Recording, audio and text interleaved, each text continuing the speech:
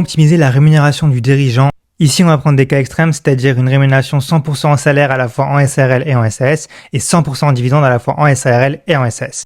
Dans tous les cas, on va accorder un budget rémunération de 150 000 euros. En SARL, en salaire, on va déduire des cotisations sociales pour 41 890 euros. Il nous reste donc 108 110 euros. Ensuite, on passe à l'impôt sur le revenu, où on va déduire 24 120 euros. Finalement, en net, il va rester à l'entrepreneur 83 990 euros, soit un pourcentage d'optimisation, on va dire, de 56%. Ensuite, en SAS, on aura aussi des cotisations sociales un peu plus élevées. Donc, on va déduire 64 152 euros. Il va rester à l'entrepreneur 84 848 euros qui vont être soumis également à l'impôt sur le revenu. On va déduire à peu près 16 000 euros. Il lui restera finalement en net un peu plus de 69 000 euros.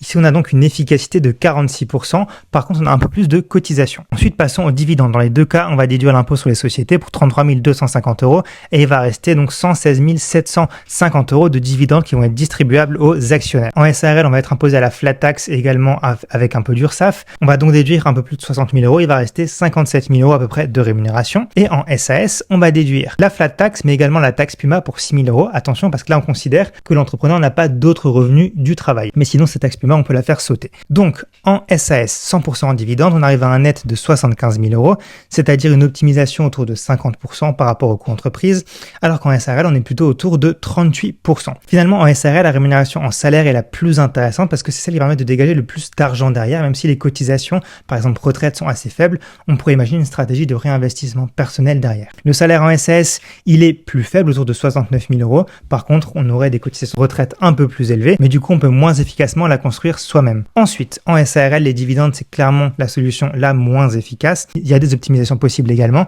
Et les dividendes en SAS, il faut faire attention vraiment aux abus. Il n'y a pas de cotisation de retraite. Par contre, on a un peu plus de rémunération pour se construire sa stratégie d'investissement soi-même pour la retraite. Par contre, dans ce cas-là, il faudrait peut-être plutôt réfléchir à une SARL, mais bien sûr, ça dépend de plusieurs paramètres et je vous invite à en discuter avec un professionnel, par exemple votre expert comptable. Si tu veux plus d'infos comme ça et si ça t'a intéressé, n'hésite pas à t'abonner.